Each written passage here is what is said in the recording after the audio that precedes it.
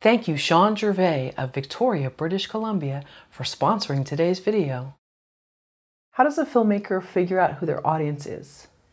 I think there are certain tried and true ways, which is a lot of times filmmakers find out at film festivals. And you might think, oh, you should at least have a sense of who your audience is. I actually think you should have a sense of who your audience is when you're making the film, or even before you're making the film. Not to say that that should necessarily affect your creativity, but if you're making a film and you're specifically wanting people to see it, you should have a sense of who your audience is when you're making the film. And you should think about ways to make the film that will enhance that audience engagement, or maybe have that audience want to connect and watch the film. So that's one thing. Part of it is just having I would say probably brainstorming it within your team. And then the easiest thing is to say, talk to someone like me. If you're I would even say that brainstorming it within your team, and then consulting someone who has some experience with this, like me, is probably a good idea. You can also and then before festivals, because I'm a big proponent of not having festivals be the first time your film is screened in front of an audience. Like, anyone who does that to me I think it's crazy. Because if you're making your film for an audience, why wouldn't you see how an audience reacts to it before you distribute it? And to me, festivals are distribution. So, and from those audience screenings that you're doing, you can also get a sense of who your audience is. And you can even poll people in your audience. And when I recommend filmmakers do audience screenings, it's not only to see how the film is working, but half of the questions are marketing questions, and getting a sense of how that person liked the film, and then asking them questions about what kind of person they are, and even asking them in the questionnaire, who do you feel is the audience for this film? Because that's just expanding your brain trust to a wider net of people, and they might come up with ideas that you hadn't thought of. So those would be, I guess, that's a long answer to a very short question, but sorry to make you listen to that as I think through that, but yeah. Well, as a follow-up, would you recommend someone actually attempt to rent a theater to do this, or just do family and friends and watch it on a TV? So I suggest a graduated strategy of that. So I think you can start off with a few people first at a TV. I usually advise excluding family and friends because they're just going to say nice things to you.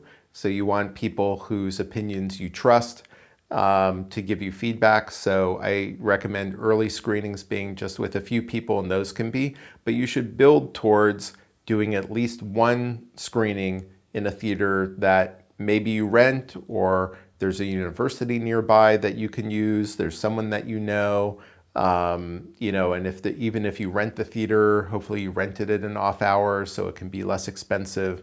But having at least one screening in a bigger room with hopefully 25 to 50 people, but at least 25 people, I would say.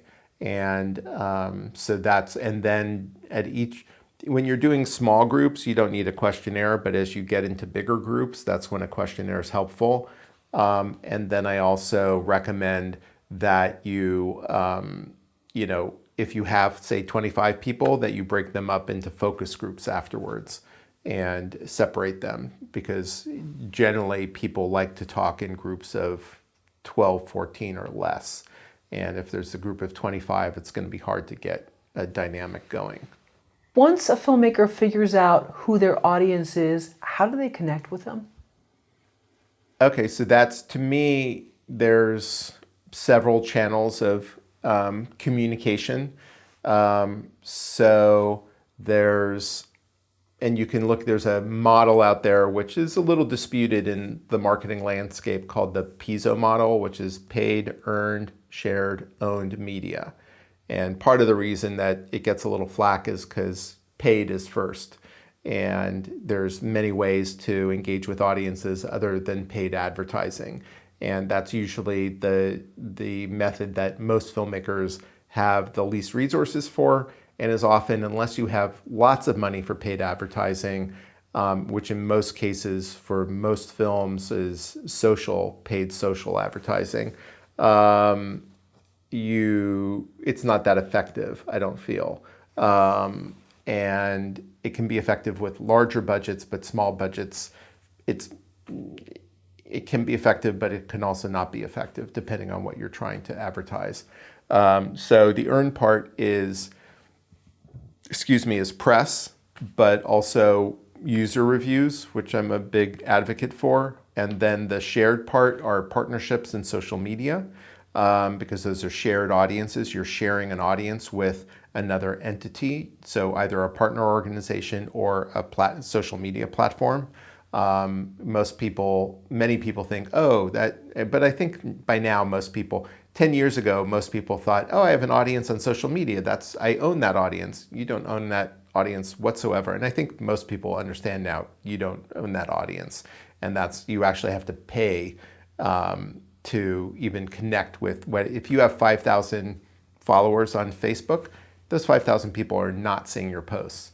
Those 5,000 people are only seeing your posts if you pay Facebook for all those people to see those posts.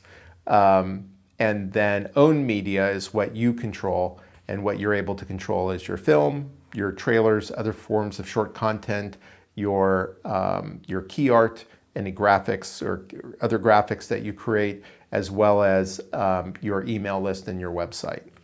So actually, in essence, I'm actually telling filmmakers the opposite. So it's OSEP, so OSEP.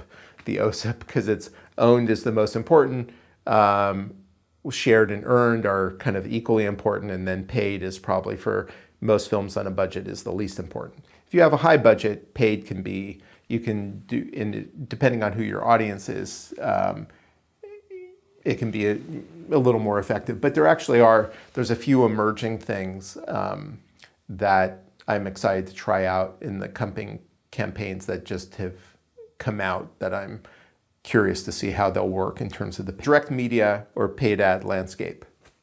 And you found out through Bomb It that your audience that loved graffiti art was not an audience that wanted to pay for things. Yes. And so that's the how does your audience consume media aspect of it. I mean, some do, but yes, most don't. So you have to figure out, so I had to understand that, and I had to realize that. But then you need to push out from that audience into other audiences. So that maybe the initial audience of, like the core of people who love graffiti are graffiti writers. So maybe they're not going to pay, and then maybe some initial fan levels outside of that aren't going to pay. But if those people are spreading it out into the wider landscape of people who love street art, et cetera, those people will potentially start to pay. Sure, and you said that some of your clips have been screening in museums, so there's the whole art world, which many can pay for things and are very willing to. So. Yeah,